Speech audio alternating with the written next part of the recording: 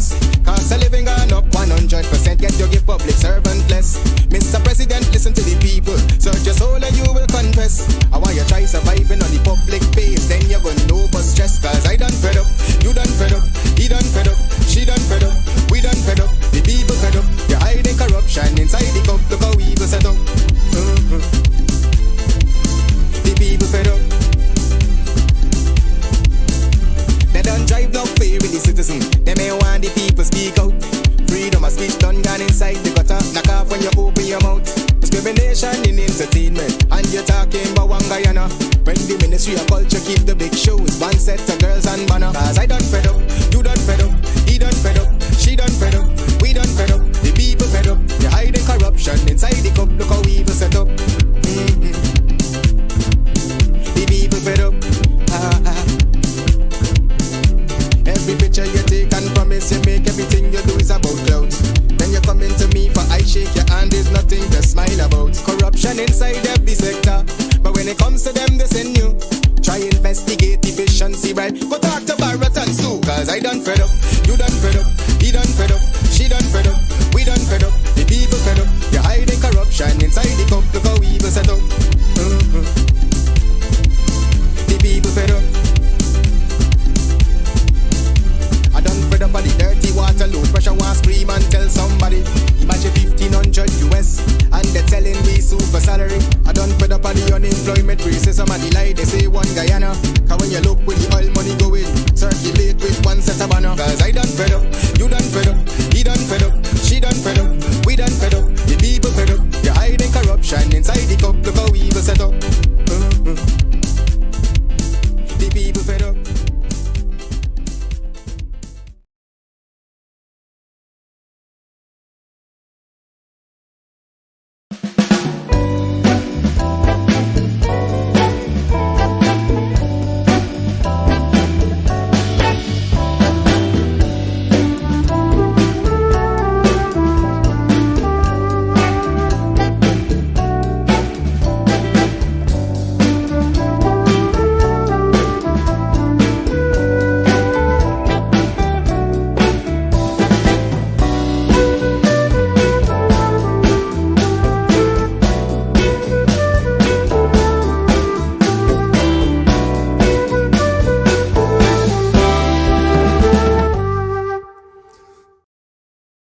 Yeah, my name is Jasmine Caldata Francis Vietnam, and since 1965 I become a voter, and I always place my ex next to the cup, and what they are doing today, I can't take it.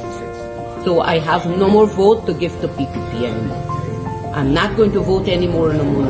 If they have to lose by one vote, they're losing it by data. I have none.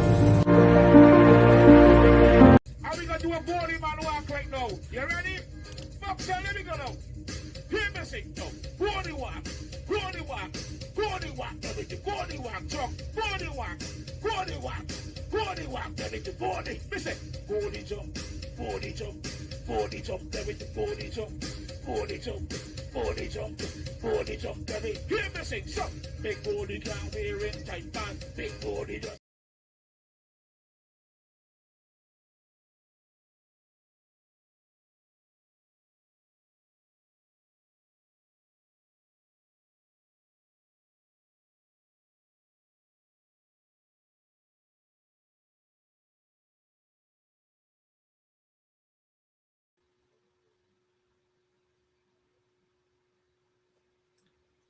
A pleasant good evening, everyone. Good evening, good evening, good evening. Good evening to all those who reside in the Northeast in the USA. Good evening to those in Canada watching. Good evening to those in the continent of South Africa. Good evening to those out in Europe watching. Or good morning to those in Europe. I think it should be just a little bit after 12 now in London. 10 after 12 maybe. Yes, in London. And hey, good evening to Guyana. A pleasant good evening to the people of Guyana. How are you guys doing? You can tell me in the comments. I hope that you guys are doing very well. You know, We know that things are not yet where we want it to be in Guyana. We are not even close. We are not even close. There's a lot of work to be done. But listen, we are going to continue to drive forward, and we're going to be continuing to press forward. Okay? Nobody's going to put us on the back foot. Nobody's going to put us on the back foot, because what we want for Guyana is right. What we want for the nation of Guyana is correct. We want to see an inclusive democracy in Guyana. Not anybody coming on their press conference and saying, oh yes, we are doing this. And when we're referring to we are doing this, they're referring to just the party. You know, the government is made up of both the ruling party and the opposition. As a combination makes up government. That just goes to show you how unlearned the people within the ruling installed party are. Okay? They don't include the opposition in anything. Hence the reason why Guyana is the way it is, because they're not challenged in these different policies that they're putting in place. They're not challenged when it comes to managing the oil industry, the gold industry, none of the industries across Guyana. That's why we're experiencing the problems that we're experiencing, because we have exports on the other side that they can leverage and make things a bit easier. But their egos, and it's not just with the PPPC. Across the board, it seems as if people's egos are getting the better of them. We need to put down those egos, and we need to get to work for the people of Guyana. This is not a popularity contest. Okay? This is about executing and satisfying that oath that you would have taken to serve the people of Guyana. This is about execution.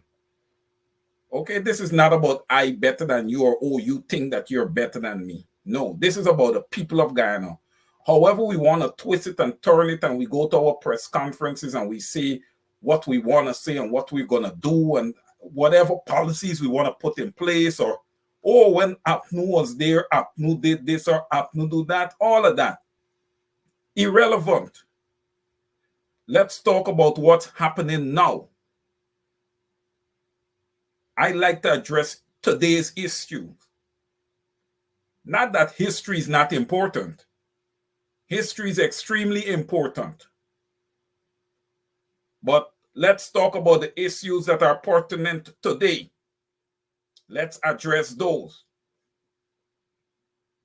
Now, a friend would have reached out to me this week, and the question he posed to me is, Wayne, why aren't there any real reporters at the PPPC comedy show that they typically have on Thursdays in the afternoon around 2 p.m.?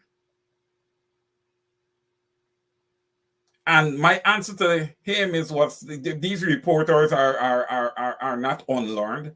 They're very smart. They know when they are wanted, when they're appreciated, and when they're not appreciated and they're not wanted. Okay? And if we recall, just a few months ago, Travis Chase was shot at. Right? Why would he want to be there?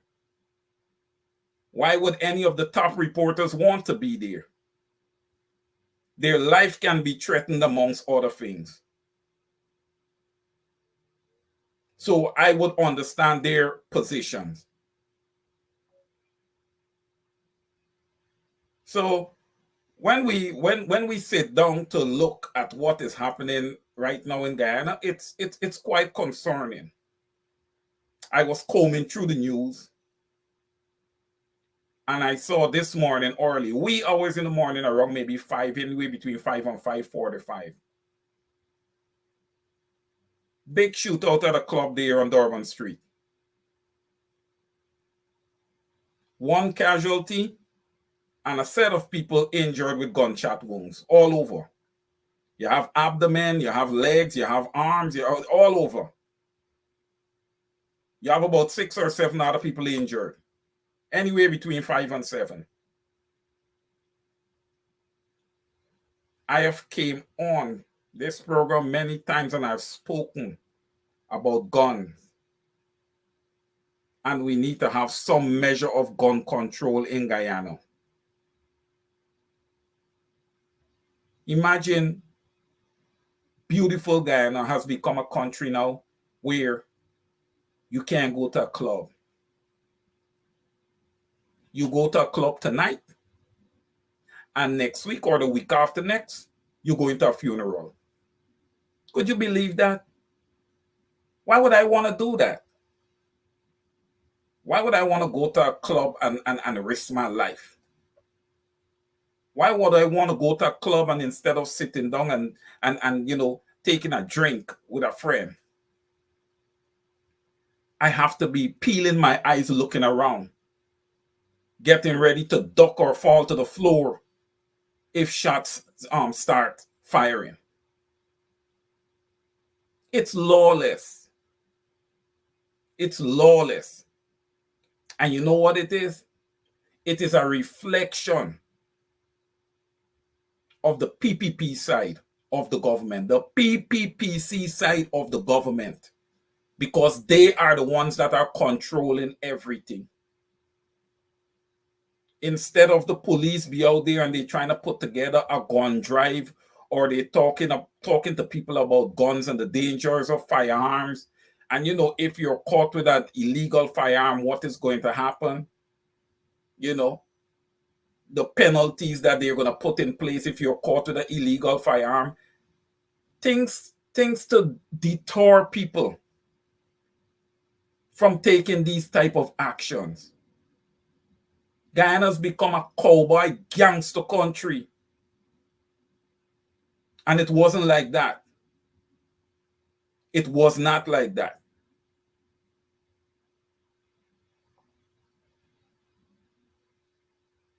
I think I would have left Guyana just before the PPPC took power. Just before they took power. And Guyana wasn't like that. Nothing, not even close. What we're seeing here today is ridiculous. It's horrible. It's despicable. It's murderous. To see our brothers and sisters, to see limitations put on them in all ways and forms. Right? What are they dealing with? Let's name some of the things that they're dealing with. We could start off with economic genocide. Right? Richest country in the world per capita. What does the normal born and bred Guyanese have? They don't even have a savings. They don't even have a savings. They can't even do one vacation per year.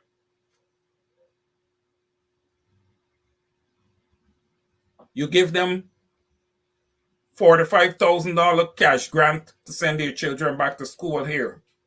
I'm going to be honest. People have reached out to me and they asked me, Wayne, are you doing a bag drive this year?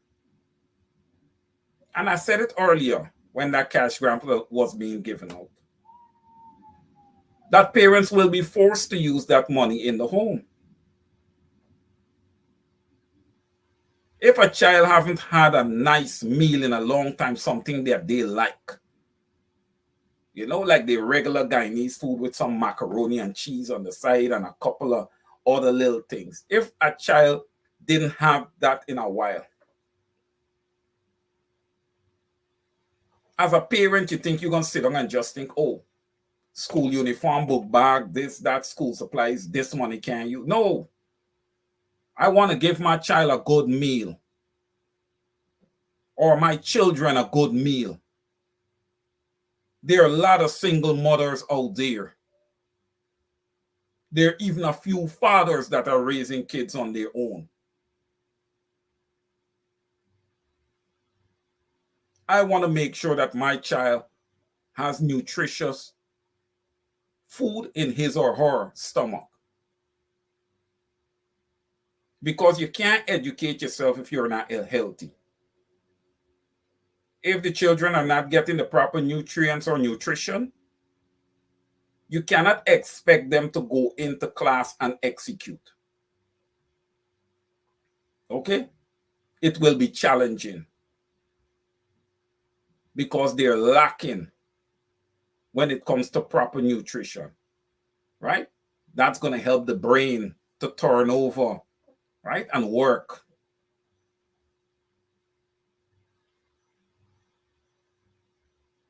But when you live in a country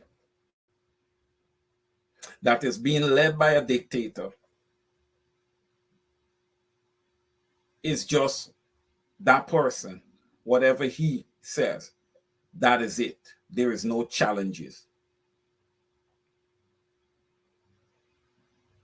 And when you have a dictator at the helm, one might think that it does not have a trickle-down effect because, it's a dictator. He cannot be challenged. Nobody's not going to do the things that he does. Well, I beg to differ. You know why? That would have occurred just this week with Dr. Mark Light and that decision that he made with relation to our teachers in Guyana. It was a horrible, despicable, selfish decision. To know that you have a learned individual like a Coretta McDonald right beside you, working with you, and you took it upon yourself, giving yourself the latitude to make such a critical decision on your own. Marklight, Dr. Marklight, there are many out there that are thinking that you are bought.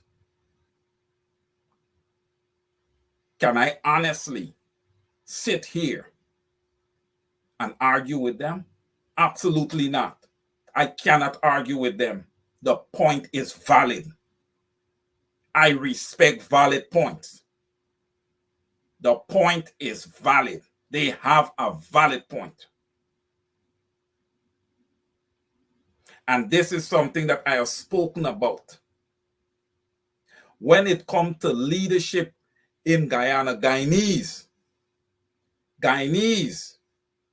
you just don't go and vote for people. When you're going to place a vote, you go home. You get into your spiritual realm. You pray. You ask for guidance. You get with friends and you discuss these things. It is so important that you do so. You need to vet your leaders back and front. I'm going to say this. Power changes individuals. Popularity changes people. All right? It changes people in so many ways. In so many ways. My brothers and sisters, it is so important to remain humble and grounded. It is very, very important to remain humbled and grounded. 10%. Not even close. Not even close. We'll get into numbers with regards to our teachers on the next program, next Saturday. I encourage everybody to tune in. But 10%, we're not even in the ball game.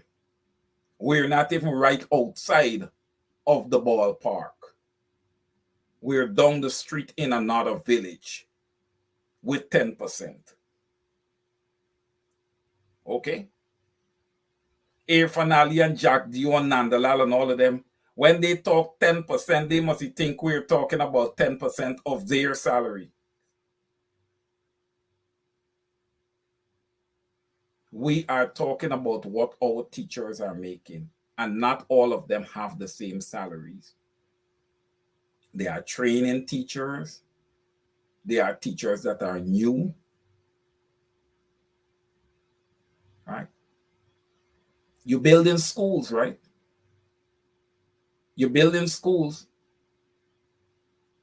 You're threatening our teachers. You probably already have your 500 nurses down on the ground in Guyana. What are you planning to do? Bring in a first 700 teachers and then bring in another 700? Can they speak proper English? Are they going to be able to execute in teaching our children who is already behind? You saw with the CSEC results, you see they're complaining, and everybody's complaining. 30% pass rate, 30+% pass rate in math and English, the two most important subject matters. We have serious problems in Guyana in the education sector. And the minister who is in charge of education in Guyana, she should be embarrassed, because it's an embarrassment. It's a total embarrassment. And what made it even worse is that our teachers were forced to go on strike. That just shows you where Guyana is. But I want to turn my attention a bit to the people of Guyana, because I would have seen little pamphlets floating around that, Vibes Cartel may be coming down to Guyana. And this is where you guys are lost. This is where you guys are lost. Because you guys can show up at the stadium or wherever it is, save up all your money for one night, to see one person, to see one individual who's going to walk away rich. And you crawl back inside the house to your children. What are you going to say to them? What are you going to say to them when you can't meet the rent money? When they can't eat 3 to 4 square meals a day? Which probably is already happening. So if they're not having 4 square meals, let's say they're having maybe 2.5. That probably cut to 1.5 or whatever the case is. We have to think about what we're doing here. We need to stop being selfish.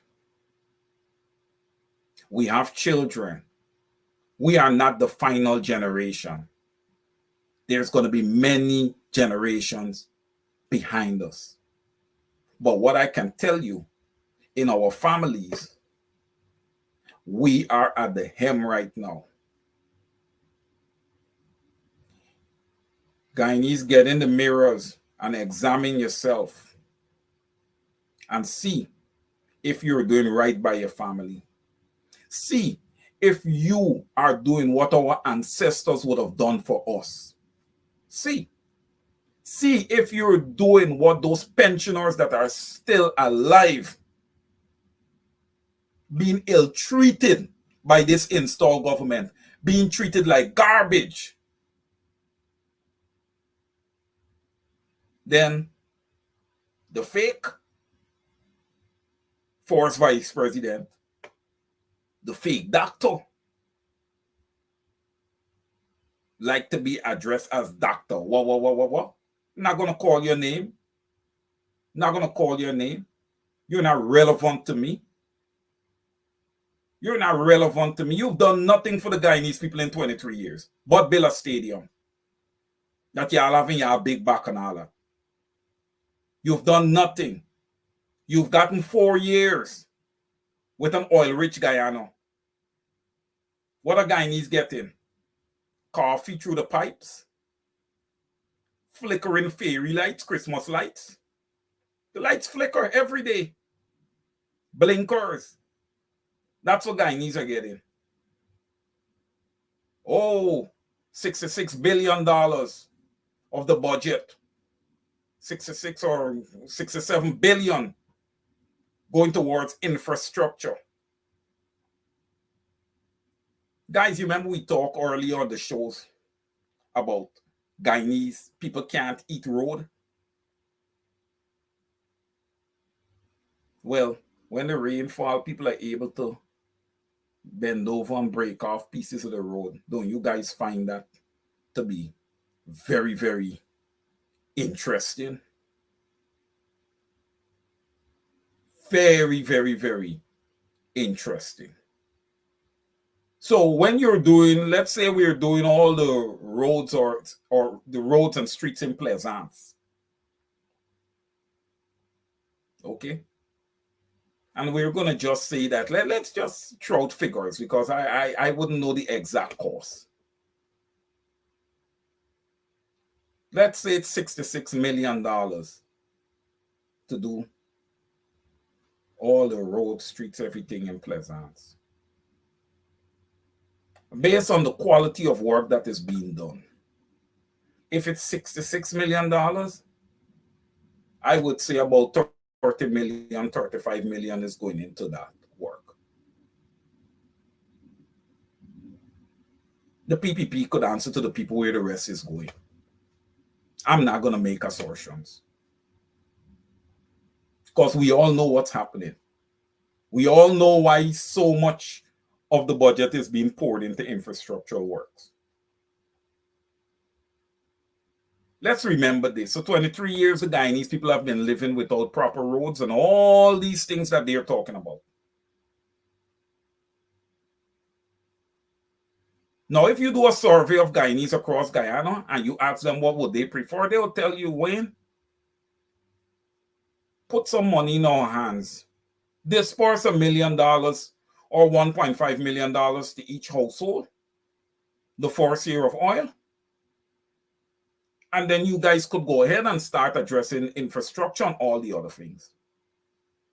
But no, when you have a dictator, that is what happens. When deals were made before the 2020 elections, listen, the PPP is sitting in office because certain deals were in place before the elections, and those deals had to come to fruition. They had to come to fruition or heads would roll. But at what cost? The cost of the normal born and bred Guyanese.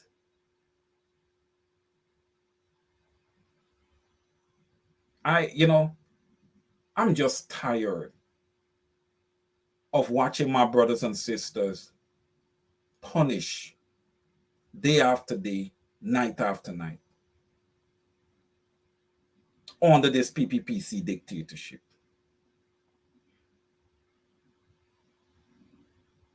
Our opposition has to show strength.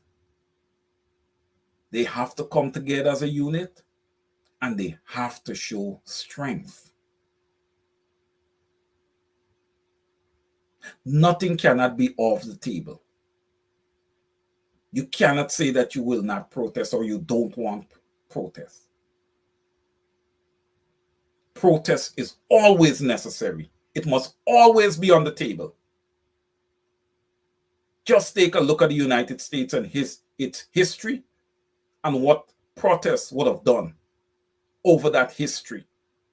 How many changes would have come about because of protesting. The right to vote. So many things.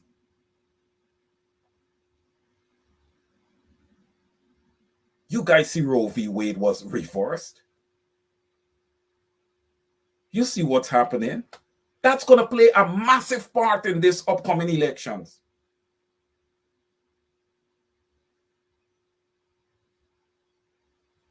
And the party that is for women having that right to decide, I don't think it just have an edge. I think it have a massive edge.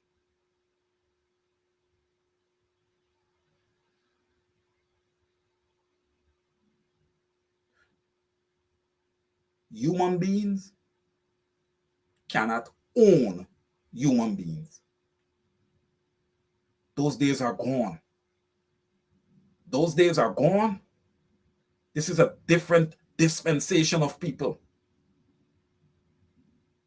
And it will never be tolerated again. Never. I use the word strongly, never.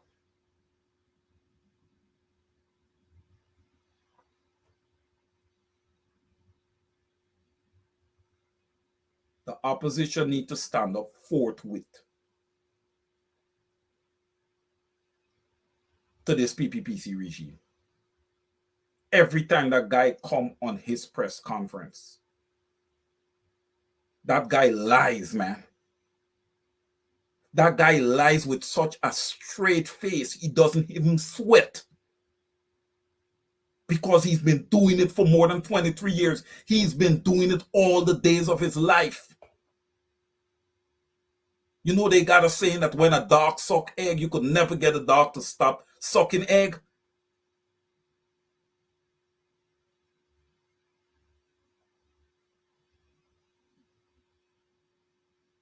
He needs to be checked. He needs to be checked stronger.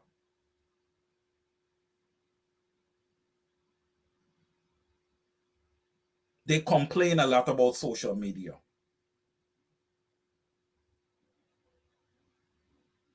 Because social media is taking the fight to them. Social media is skinning them up.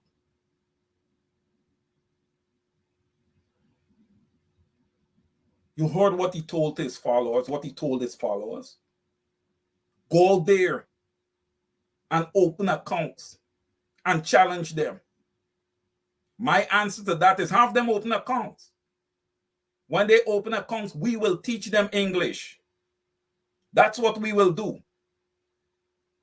We will teach them English. Oh yes, I look at the comments.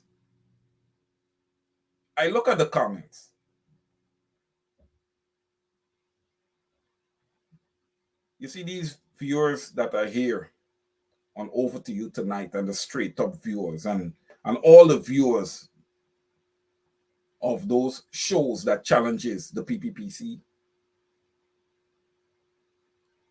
They are very, very, very learned individuals, educated individuals. So they have a good understanding of what is happening. Hence the reason they have taken the positions that they would have taken to challenge the PPPC.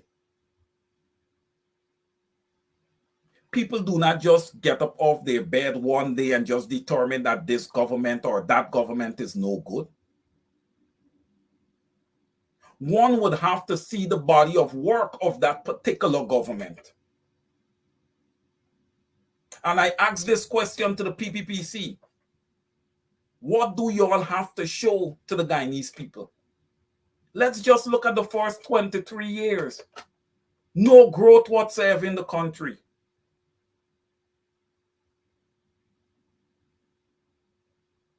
Right? No growth. Nothing. Non-existent economy.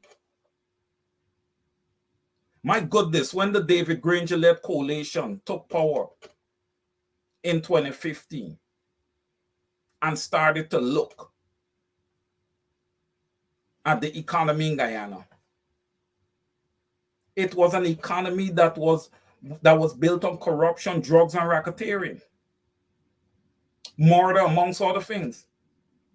Look how much extrajudicial killings they would have had over that period of 1991, 92 until 2015.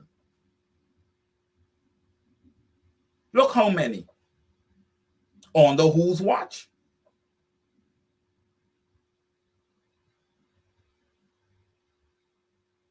Come on. We've got to do better. We've got to do better. The opposition has got to do better. We've got to start, really, really putting GCOM on the hot seat. It should not just be run the lane out there. I would have spoken to the leader of the opposition a few weeks ago. He had an interview here. And I inquire as to why MPs are not out there joining Miss Rondelane. Nima Flu Best was there. Thank you, Miss Best. She's not the only MP. She's not the only MP. From a party level, all three of the larger opposition parties need to get serious. They need to start really vetting their people. They need to start looking at the MPs.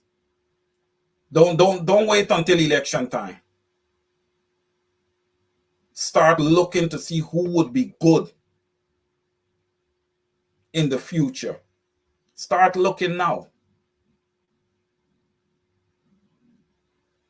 We had elections to the leadership of the PNCR party. Once that election would have finished, the only person I saw was the leader of the current leader of the opposition, Mr. Aubrey C. Norton. So what? You come and you contest for leadership of the party, and then when you're done, you turn your back. Everybody turn their back, and everybody gone walking their separate ways. And you're telling me that is what the Guyanese people are supposed to accept? People of Guyana,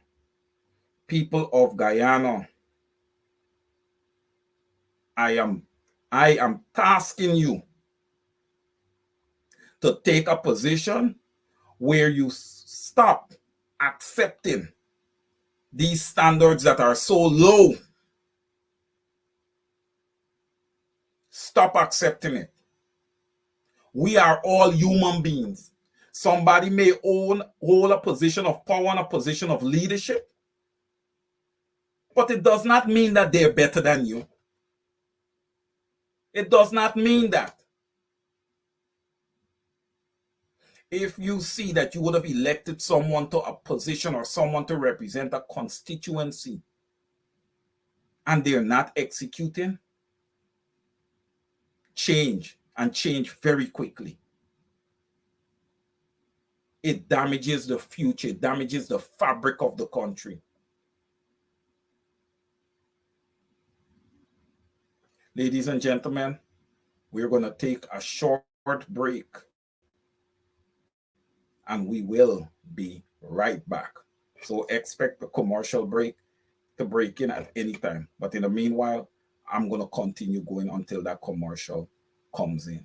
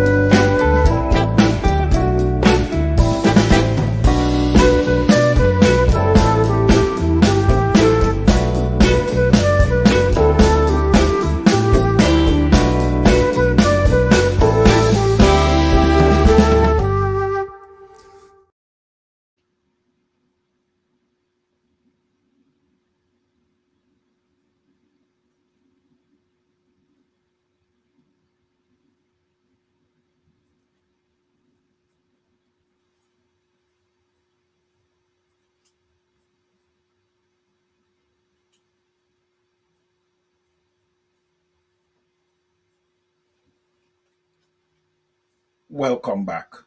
Welcome back. And I didn't do the shout outs for this evening, but I just want to let you guys know, coming down towards the end of the program, I'm going to take time to give you guys um, a shout out because I appreciate it when you guys are here. You're good company. I always make sure that I go back through and I read all your comments. So if any one of you have any messages that you want to send me, please drop it in the comment. You know that I'm going to respond to you. I even get on Facebook and I call people. You know, we are all in this together. All right. We're all the same here. I get to sit here and host the program, but any one of you can come out of the audience and host this program. Right? Today, tomorrow, I'm not here. Somebody's going to sit in this seat and host this program because this fight must continue. And this fight is for all of us. All right. I'm looking at Miss Desiree Simons. In 4 short years, Guyana has become a gangster country. Yes, she's correct. There has been an uptick in those who have guns at their disposal. You know, everybody have a gun. You got to be careful. It's just like out in the United States, in certain places in the United States and certain other countries, you know, you run into someone, you have to be careful because you don't know if that person have a firearm on them. Same thing in Guyana. There's many of my friends who call me and say, hey, Wayne, you know what, man? We're getting a lot of shootings around here. You have the young people just shooting up these guns in the night, shooting in the air in the night and all these type of things. Right? That's to show you what our young people, how the fabric of our country is changing. Our young people are lost. That's going to be a massive challenge for the opposition to reel back in these young people. But we're gonna address all these things a bit later on another program. But at this time, I'm gonna have a guest for the remainder of the show. I am going to be joined by the CEO of Bench Corp Radio 107.1 FM, who's also an immigration consultant, and he's gonna talk a little bit on immigration. I do have a few questions to him pertaining to immigration, seeing that we are approaching an election cycle here in a few months in the United States here. And I know there's a lot of people out there who is not, you know, properly organized when it comes to their immigration documents. So I just wanted to have him come in and chat a little bit in relation to that. Mr. Benchcap, a pleasant good evening to you and welcome to Over to You. Yes, good evening. Welcome. Thank you so much for having me on your show. Let them know that I'm not paying you for this commercial. You have invited me to talk immigration, but I noticed some folks are dancing and parading in your audience, not my audience. You got to check some of these people. I noticed Francine Cruz is misbehaving. Francine Cruz said Jack Dave and Aubrey Norton seems to be on the same page. How could Francine Cruz put Aubrey Norton and Jack Dave on the same page? Shame on Francine Cruz. Shame on her. I mean, I expected better from Francine with that. Nonsense, man. Garbage. Good night to you, Wayne. Thank you for inviting me. Well, you seem pretty fired up this evening. Yeah, I'm fired up because Francine and the nonsense. Some folks had to, and that is why we say to individuals, be calm. You can't just be lashing out every single day. Carl Miller is correct. Carl Miller say Francine always misbehaving. It goes without saying every single night. I notice some of your viewers are calling for the donkey for Francine. Should Francine get the donkey before you start asking me any immigration questions? It's your show. Okay, all right.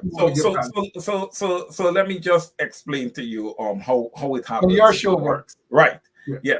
Yes, this show it's a democracy also. So therefore, Francine Cruz have a right to her opinion. Yeah, but wait a minute. Yes, all right. Go ahead. Given the donkey is not undemocratic. Francine, I believe Francine deserves the donkey. And if people agree that Francine should get a donkey, let's give Francine the donkey. And this is a democracy. So if 20 persons out of all the people who are watching you right now, Wayne, 20 persons say give Francine the donkey, for that disrespect of Aubrey Norton, Francine get in the donkey. You count. It's your show. 20% say yes, Francine get in the donkey tonight. Democracy. And let me look what Flash Garden gonna say too. Yes, Flash is here. Flash is here. Oh shucks. Rosanna Tobin said no donkey. Yeah, some people is gonna not want Miss They Cruz don't- to get the donkey. I think it's because of her age, you know. I think it's because of her age. But you call the shot. You call the shot. They're saying no. Camille McKenzie Yeah, we saying got some no. no's. We got some no's. She's not gonna get the donkey mark. We got quite a few yes, but we have some no's. We get more yes than no's. We get Yes, more we do. than you. Yes, we because do. Camille is saying it all the time. But look, Francine comes back again. I don't need to give it to Aubrey Norton. You see? Francine is saying give it to Aubrey Norton. Wayne, make your mind up. You're frightened, Francine. No, I'm not afraid of Francine. You just don't want to give Francine a donkey. The all right? donkey, It's yeah. your show. I don't want to give her, but I see a lot of viewers here want Miss Cruz to get the donkey. A lot of people here want her to get the donkey. And I know how you are. Although this is my show, it's still on Bench Up Radio. I know you would overrule, but Nah. I'm watching you. I'm watching to see where your lips move in. No. I feel Francine should get a donkey. It's Saturday You night, see? man. You're right. Yeah. But when you were Yes. discussing some serious matters, lots of shootings in Guyana, Wayne disappeared now. It's not my fault, guys. That's because he doesn't want to give Francine the donkey. Maybe I should just give Francine the donkey since Wayne gone, right? I don't know what has happened, but I'm tempted to give Francine the donkey. But guys, you know, Wayne has been discussing some very serious issues, but he invited me briefly, mind you. He's in the backstage. I wonder if we should put him on back now, right? Desiree Simons, what do you say? Should we put Wayne Caesar back on or just leave him in the background and just take over the show and give Francine the donkey? But he has some questions for me on immigration. Wayne, thank you so much for inviting me. It's your show. I'm not going to give her the donkey unless you want. Mark, you got to bring me back in. They're not going to be happy if you don't bring me back in, man. They're not going to be happy. Yes, Mark. So Yeah. we are going to be dealing with immigration here. Yeah. Right. And just so you know, I know you've invited me earlier, but I stopped from what I was doing because I have to really head out. But I'm just going to give not more than 10 minutes of your time on your show. Not more than 10 minutes.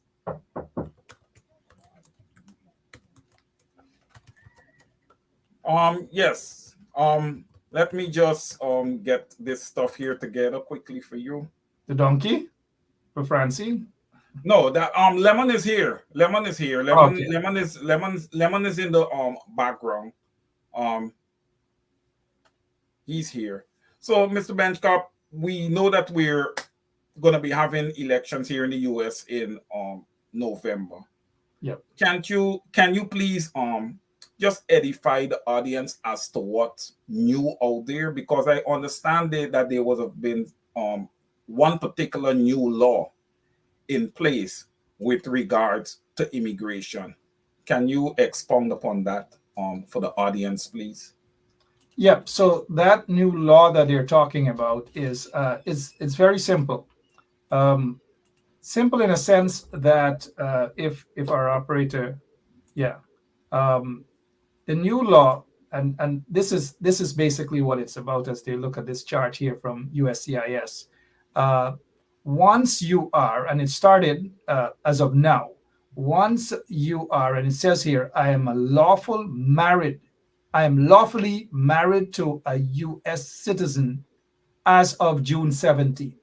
So if you entered the country 10 years ago and you didn't come through the normal route where you'll get your passports stamped, if you didn't come through that route and you came like maybe how Francine Cruz came, backtrack as they call it, and it is illegal, backtrack, and you've been here for 10 years and you're married to a U.S. citizen. Once you're married to a U.S. citizen, Then, again, once you're married to a U.S. citizen, you can fill that application up. But you have to have been married to a U.S. citizen before June 17, 2024. It's already past that deadline. And so the other thing is that I have been continuously physically present. It means you have been continuously physically present in the United States since June 17, 2020. June 17, 2014. So that's 10 years.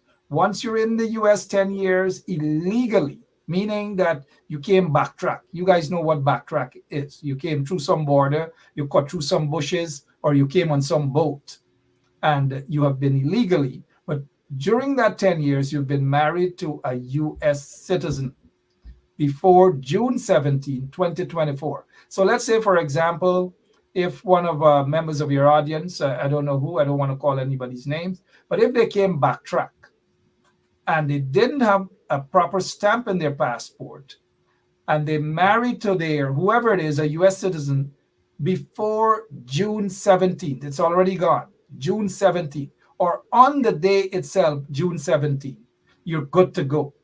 If you get married anytime after June 17th, meaning June 18, June 19, 20th, or anytime now, it doesn't work that way at all. So what happens to you, Mark, if that's the case? What is there an alternative if that would have happened to someone that they got married after that threshold date? Yeah, they're done. You got to get married before. So if you get married after, it doesn't count. You got to wait for another parole. And so those who got married before June 17th, they're good to go. They have to have been living in the United States of America for the past 10 years. And it has to be illegally, meaning that they came through the border. They came to swim, they came with some boat, like maybe Francine or whoever else, they came on some boat. Mark, they can apply, and their stepchildren can also apply. So it has to be done now for those who wish to adjust and straighten out themselves. Now is the time. Go ahead, Wayne. And can I ask you a question? Is this process, if someone wants to have this process done, can it be done with Benchcop Immigration Consultancy? Yes, definitely. We do that. But before we get to that, Wayne, Marlene Thomas is asking here, so if you came on a vacation visa and stay, what happens? That's a good question. Yeah. Once you come on a vacation visa and you decide that you are going to stay and you pass that 6 months allotted to you to stay in the to 6 months, then you have to leave. If you don't leave, then it is called you are out of status. They've changed the term from illegal to out of status. So you're now out of status. The way you can rectify that is, one, if you have a child over the age of 21 who is a US citizen, that child can file for you. If you are married to a US citizen, that person can file for you as well. And you can get your green card within, some people have gotten it within 4 months based on my experience with folks. Some have gotten it 5 months, 6 months. It depends on the backlog and it depends on the case officer. So to answer Marlene's Thomas' question, yes, that person can file, but you have to go through a process. Mark, may I add to Marlene's question? Sure. Now, with what Marlene would have just said, right? Coming and overstaying your time, right? If that person that would have came and overstayed their time gets married to a US citizen, then what happens there? Yeah, so if that person gets married to a US citizen, they have to file now Form I-130, and they have to file a supplement form because they're married now. So they have to send in 2 forms. Or if they wish, they can send all of the applications in together, including the adjustment of status, and including if they want a work authorization, they can also, a work authorization card, they can also send that in together. However, as of April 1st of this year, the forms that accompany The I-485, which is the adjustment of status, you used to pay for the adjustment of status, and all of the other accompanying forms, applications used to be free. Now you have to pay the full price. So the folks at USCIS are getting way smart now in terms of people paying their full price. So that's what's happening here. And Mr. Benchcap, if you don't mind me asking you a question here, these prices for these applications, they tend to be inflating, man. Yeah, because a lot of people are applying, lots and lots of people are applying, and USCIS, they're making a heck of a lot of money. Hopefully, Marlon Thomas, that question was answered. So if you have overstayed your time and you have a child who is a US citizen over the age of 21, that child can file for you. If the child happens to be the holder of a green card, he or she cannot file for you. If you overstay your time in the US through a visitor's visa, a B1, B2, and you're married to a green card holder, you're going to have to wait years before your application is approved. And even if that person files for you, your status remains the same. Out of status. It's another term for illegal, out of status. So if you're married to a US citizen, you go in the front of the line almost immediately. So you're married to a US citizen, you file your I-130, you file your supplement, and then you file the adjustment of status immediately. You don't have to wait at all.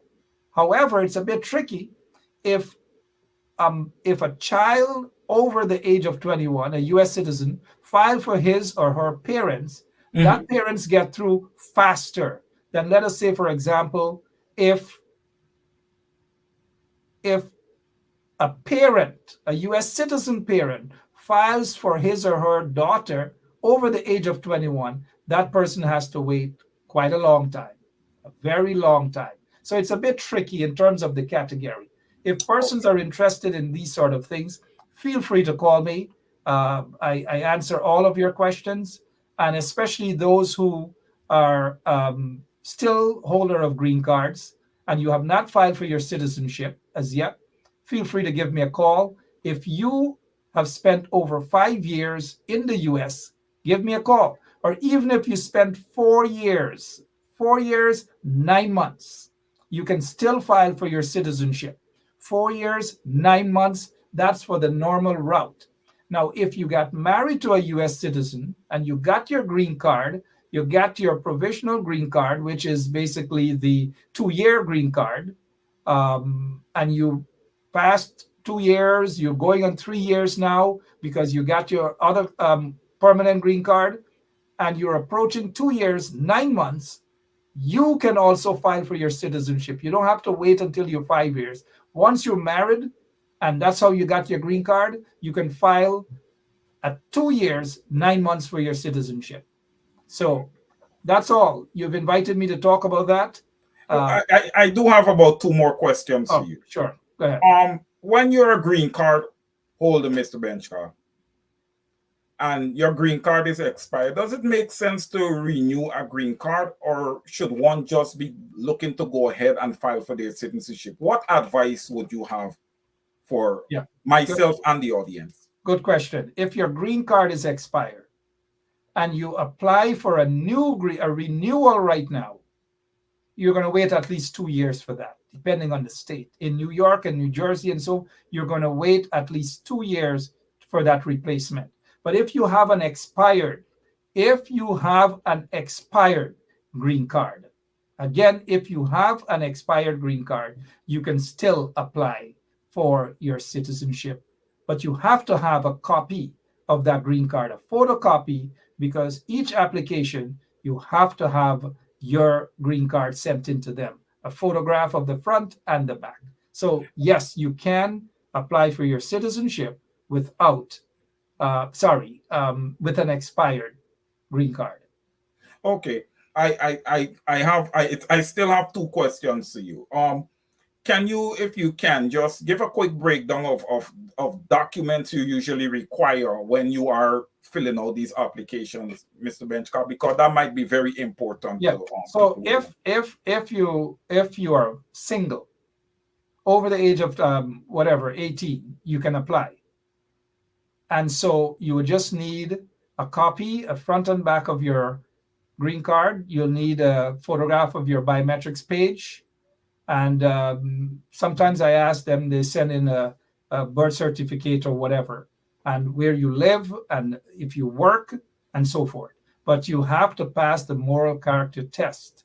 If you have an aggravated felony, or if you have ever been charged and convicted with murder, then those two charges are excluded. In other words, you are basically automatically cut off. But sometimes people are lucky, not with murder, but maybe with aggravated felony and these sort of things. Now, the other thing is if you owe child support, it can cause you from not getting your citizenship. Child support is big because they ask those sort of questions. If you have criminal record, if you have arrest and so forth. Like I've had a client recently with 10 arrests, about 5 or 6 convictions. It doesn't mean that's the end. It depends on the convictions. Once you have all of the documents outlining and showing the reason for the convictions and so forth and so on, whether it's marijuana, whether it's a small vial of crack or whatever it is, it doesn't mean you cannot get your citizenship. I have had clients who have had several convictions, marijuana, whatever it is, and they have been able to be successful with their citizenship. So if you have a couple of convictions, don't let that fool you. Clyde Johnson is asking, what about N400? N400 is the application for citizenship. And if you become a citizen and you have a child under the age of 18, and that child lives with you, and the child is the holder of a green card, the child is what you call derived beneficiary. It means that your citizenship is transferred to that child under the age of 18. The child has to be a biological child, but you still have to go through the process with the N400, or maybe just to apply for the US passport. So it's kind of automatic there, Mr. Benchcott. Yes, it's automatic, right? But there's still some requirements. Okay. It is automatic, but there's still, you got to go through that process as well. Okay, that's well said. I wanted you to elaborate just a bit on self-sponsorship, if you don't mind. I know I've taken you over your time. That's okay. So self-sponsorship is basically if you are married to a US citizen or the holder of a green card, which is called the permanent resident. Once you are married and they are delaying or they're holding you at ransom, that they don't want to file for you, or they're ill-treating you, there are police calls involved, and whatever it is, don't be dismayed. You can file for yourself. It is called self-sponsorship. You can file for yourself. You can outline the reason as to why you're filing for yourself. You can explain that you're either being abused or whatever it is. You can file for yourself. I've had a couple of clients like that. In fact, one client has been abused by his/her parents or parent, and that person has already been successful with their work authorization and their Social Security in less than 2 months. So yes, do not be afraid. You can file for yourself. If your spouse is holding you at ransom because they're married to you and they filed for you, and you may have gotten your 2-year green card because you got to go back in for a second interview, and they're threatening you, they're holding you at ransom. Don't let them, because to use that as a threat for immigration purpose is a crime. No spouse can use immigration anything to do with immigration or sponsorship as a threat towards you. It is a crime, and you can file for your permanent green card once you give good explanation. If you have police report, you can overcome that. So do not be dismayed. Do not be fooled. Do not be threatened. If you have any questions, if you have whatever it is that you wish to ask, citizenship, whatever, self-sponsorship, asylum. Quite a few folks have been filing for asylum. Quite a few folks have been filing for asylum. And it's a long process, but at least what they do is they're issued with their work authorization card and their social security card to work in the meantime, so they can work and make money. Okay, I know, Mr. Benchcap, I told you 2 questions and I probably already asked you 3, but I do have another question. Yeah, but before you do, I noticed Desiree Simons, and good night to Desiree.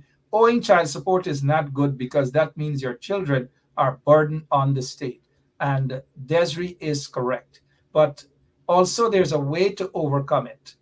For example, there's a client currently owes child support, gone to the court, got a printout of all of the documents. It states that the child support case was withdrawn because the person who brought that petition has decided that they no longer want to go through. So that particular court document is able to prove that there is no child support issue and that individual has been paying child support. So there is still a process. I oftentimes say to people, do not give up hope.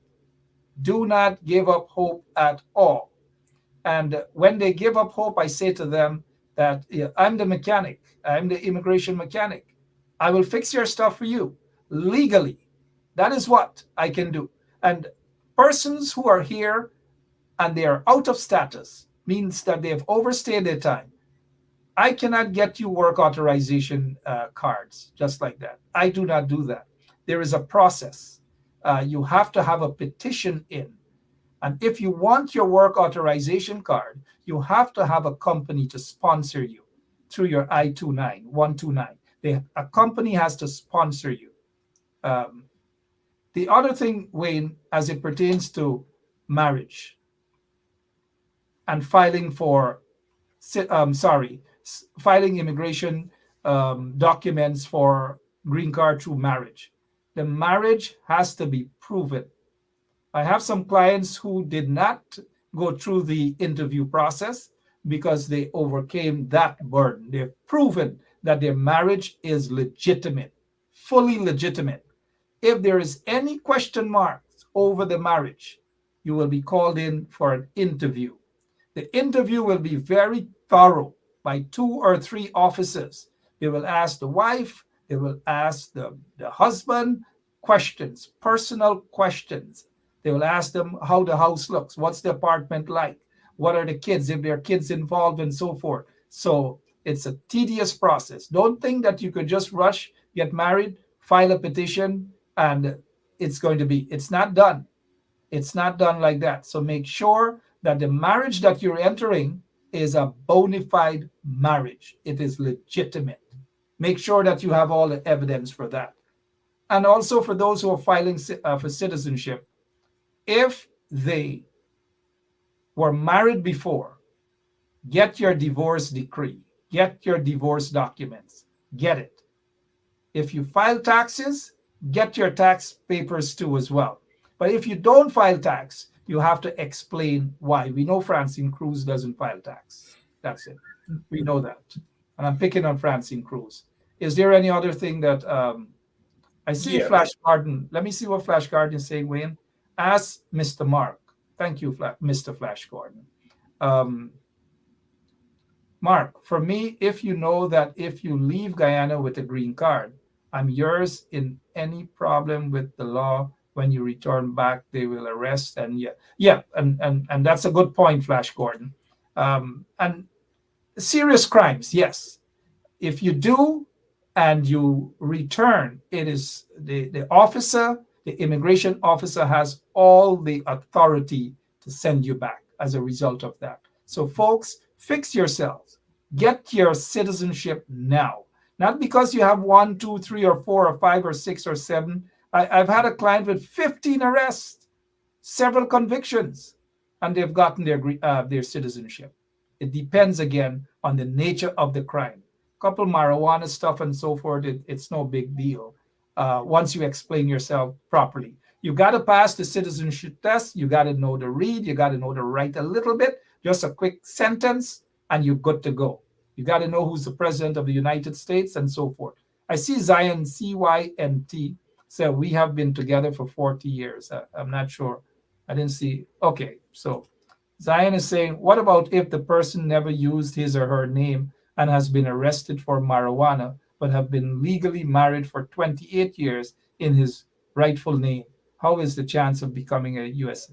What about if the person never used his or her name? Okay, in other words, false name, arrest, and so forth for marijuana. You know, marijuana has been legalized a heck of a lot of amount. So they have dashed out a lot of marijuana cases. So Zion stands a very good chance for that. So, yeah, if there's, I see Hazel Johnson here say, lost my green card through carjacking. When I filed for my citizenship, I had to write a letter to explain. That's good, Johnson. So yes, you got to explain indeed. So, yep. And, Mark, I was going to pose a question to you regarding those minor legal infractions, marijuana, amongst other things. When you're going to file for citizenship, when you have these minor infractions, some people like to do these things themselves because they want to save a bit of money and, with the fees and all these type of things. But when you have situation where you have these infractions, it's a good thing, I feel, to have an experienced immigration consultant to represent you, because you're going to have to answer some critical questions. Do you agree? And the critical question with regards to what again? Sorry? If you have these minor legal infractions like marijuana. Yeah, what you do need is to get to this position. You get a court printout that what has happened with the case. It is dissolved. There's nothing really happened, nothing pending. And the process might be tedious, but a lot of folks are apprehensive because they sometimes have this feeling that if they go in, are they going to be held? Are they going to be deported and so forth? No. Do not be afraid. If you have, I noticed Flash Gordon is saying, what about felony? If you have felony, you can still get your citizenship. It depends on the class of felony. There are two types of, if you have an aggravated felony, then it is highly likely, based on immigration law, that you're not going to get your citizenship. Highly likely, mind you. Now, if you have a conviction for murder, you are almost never, it's impossible. Well, nothing really is impossible, but it is highly likely that you'll never get your citizenship for those two things: aggravated assault, aggravated felony, and conviction of a murder. Now, you also have to pay your child support. The other thing too for young people, especially just male, between the age of, let's say, 18 to 26, you have to sign up with the selective service, because that's also part of the question. And when you go in for your interview, they ask that. And another quick thing, when you go in for your interview, the interview doesn't start when you go into the office with the immigration officer. You're sitting out there at the desk, at whether it's at 26 Federal Plaza, wherever you go. The minute the immigration officer comes up to you and say, "Good morning, Mr. Flash Garden. Good morning, Emily. Good morning, Hazel," that is when the interview starts right away, the English test right away. And they're walking with you. They're like, "So, hey, how are you? How was your day? How are things?" That is part of the interview as well. Always be polite. Say, "Thank you. Good morning, sir. Good morning, ma'am." Remember, you want that citizenship. You want it, right? So be polite, but don't be fake, though. And don't spray a set of cologne, heavy cologne on your stuff. Comb your hair a little bit. Look presentable, because sometimes that goes a long way. Presentation matters. Thank you. Yeah, Mr. Benchcop, you said, comb your hair and all that stuff. I mean, that was a shot you just took at me. I don't really have anything up here, How could you do such a thing? But Yeah, anyhow, yeah. we'll pick So that up yes, later. it's just how they present themselves. Put a smile Okay. on your face. Thank you, sir. Thank you, ma'am. And only answer the questions they ask. If they ask you what color is the apple that you ate, say the apple was green. Don't say ate a green apple, but I wanted a yellow apple or a red one, and because just answer the question. Sometimes people are long-winded. Answer the question. That's it. How many kids do you have? Oh, I have two children. But the other, but no, but two children. That's it. Done with. Straight to the point. And don't dress up in a done mess and thing. Just a nice little shirt and you're okay. If you're a Rasta, don't be afraid to. Ting up your locks properly. Go and get your citizenship. Go and get your documents.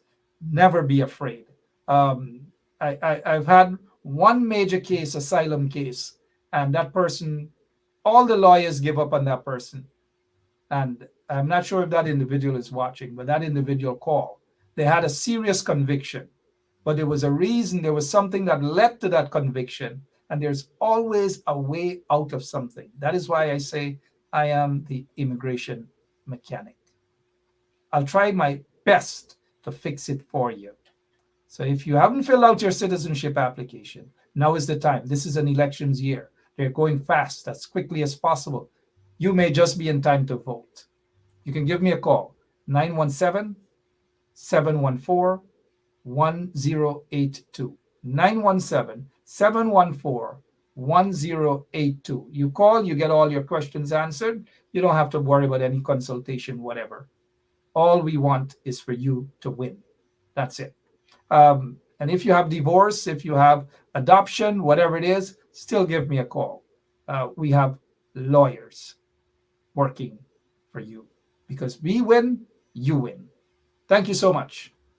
Unless you have Um, another question, but I do have a comment here, and it's coming from Francine Cruz. I just picked up a part. I didn't get the whole thing. It France says is it says I now realize why this loser want to marry me. So it appears as if somebody's not a U.S. citizen, and Miss Francine Cruz is a U.S. citizen, and the person is trying to marry her. But we're So not. Francine Cruz is. We're not worrying with Francine Cruz, man. Francine Cruz, a nice. I think she celebrated her 85th or something birthday the other day. So that's why I'm a little easy on Francine Cruz. Go a little easy on Francine Cruz. But anybody, if you have any immigration matters, whatever, deportation issue, asylum issue, lots of asylum. Some from India, people from a lot of asylum seekers from Guyana. Lots of them. Lots of them, but I wish not to get into that. But lots of them, indeed. But thank you so much for your time, though, Miss Francine. I mean, Wayne. Sorry. Mark, I have one more comment, Sure. Mr. Ivor Miller. Thank you, Mark. Because of you, I guess he means to get my citizenship in 10 weeks in Georgia. Okay? Okay. Yeah. So here you got somebody giving you thumbs up and 5 stars. Thank you. Ivor You Miller. know, again, I say to clients that if a client applies for, like, there was a client out in New Jersey or maybe another part that got her citizenship in less than a month and a half. I recently, a client of mine got their green card in just about 4 months. Now, each cases are different. Some may get their citizenship in a month and a half. Some may have to wait 3-4 months. Some may just get it within 2.5 months. Some may wait for their green card 6 months, 7 months, 8 months. But what I found out recently is that quite a few folks are getting approved for their green cards within 6 months, 7 months, or within that year period. Some of these clients are married in terms of they file a petition on behalf of their spouse. And I've had several of those applicants Several of them, the interviews were waived.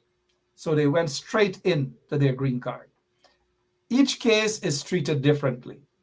So not because Nicola Howard may have gotten her stuff within 4 months, that everybody else is going to get it within 4 months. They have to, like I said, it depends on who is the immigration officer that's looking into your case. It depends on the backlog and so forth. But one of the things that I say to clients, be patient. Be patient. Do not rush into the situation, because when you rush, there's always a likelihood of mistakes to be made. Be honest, be straightforward. And that's how we do it. No beat around the bush. We're not concerned about issues, whether marriage. My job is not to ask how you got married or whatever. Once you present a case that is legitimate in my eyes for the application, it is up to you to prove to the immigration officers that your marriage is a legitimate marriage. It is not for me to decide whether it's legitimate or not. It is not for me to tell you, go and get married to somebody and go. That's not my job. Marlon Thomas says she got her green card within 3 weeks. Yeah, it happens. All right. Somebody's asking IRS outstanding.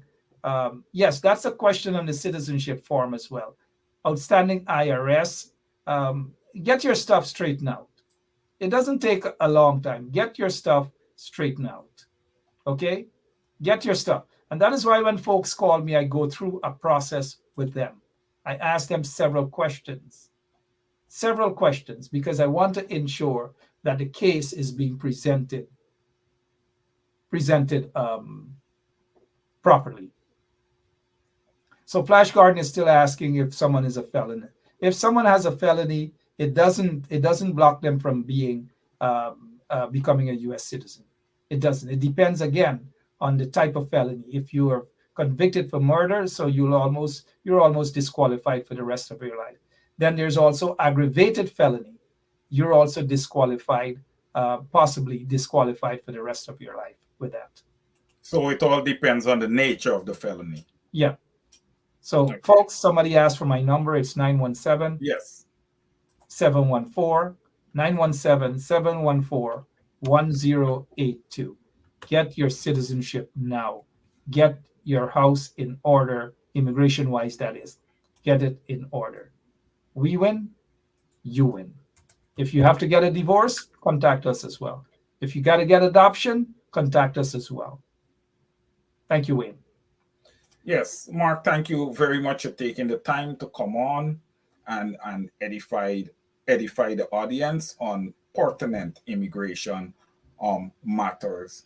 Thank you so very much. And of course, we'd like you to come back again at some point. Thank you.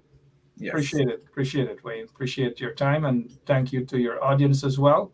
And keep an eye on Francine Cruz, please. Thanks. All right.